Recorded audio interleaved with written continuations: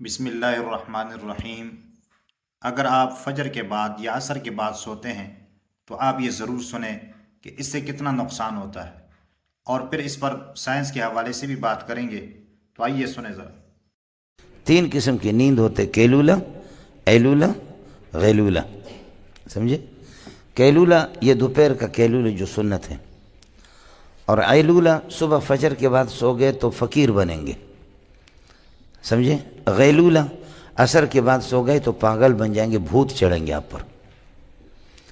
اس لیے ایک روایت کمزور ہے، لیکن اس روایت میں ہے کہ اگر کوئی عصر کے بعد سوتا ہے اور وہ پاگل ہو جاتا ہے تو پھر ہمیں ملامت نہ کرے، فلا یلومن الا نفسہ۔ میں اس کا آسان طریقہ آپ کو بتاتا ہوں۔ آپ عصر کے بعد سو جائیں، آدھا گھنٹے کے بعد جیسے آپ کی آنکھ کھل جائے گی تو پہلی بات تو آپ کو پتہ نہیں چلے گا یہ کس ٹائم پہ میں سویا ہوں۔ سمجھ شریف میں ہے کہ پہلی بات یہ ہے کہ آپ کو پتہ نہیں چلے گا کہ کون سا ٹائم ہے، تو کافی دیر کے بعد انشاءاللہ آپ کو سمجھ میں آئے گا کہ او عصر کے بعد سو گیا۔ رات کے سونے کے اندر یہ نہیں ہوتا، کیلولہ کے اندر یہ نہیں ہوتا۔ سمجھ شریف میں ہے کہ نہیں؟ لیکن عصر کے بعد یہی ہوگا۔ اور فجر کے بعد اگر سوئیں گے تو فقیری بھی آ جائے گی اور نامردی بھی آ جائے گی، نامرد بھی بنیں گے، مردانگی بھی آپ کی کمزور ہوگی۔ اس لیے حضرت عمر نے فرمایا ایاکم ونومۃ الغداۃ فإنها مبخرۃ مجعرۃ مجفرۃ۔ کیا فصاحت ہے! ایاکم ونومۃ الغداۃ، فجر کو نہ سویا کرو، فإنها مبخرۃ مجعرۃ مجفرۃ۔ اس لیے ہمارے حضرت فجر کی نماز کے بعد طلبہ کے کمروں میں پھیرتے تھے، اگر کوئی سو گیا تو کس کر کے اس کی پٹائی کرتا تھا، ایسی پٹائی لگاتے تھے حضرت اقدس مولانا سلیم اللہ خان۔ حضرت فرماتے تھے کہ فجر کے بعد میرے نزدیک سونا بالکل حرام اور ناجائز اور کفر ہے۔ اور ہمارے ایک اور استاد تو فرماتے تھے کہ فجر کے بعد سونا علماء کے لیے واجب ہے۔ جیسے فجر کے بعد ظاہر ہے کہ ہم لوگ یاسین تو پڑھیں گے بھی نہیں۔ آیا سمجھ میں؟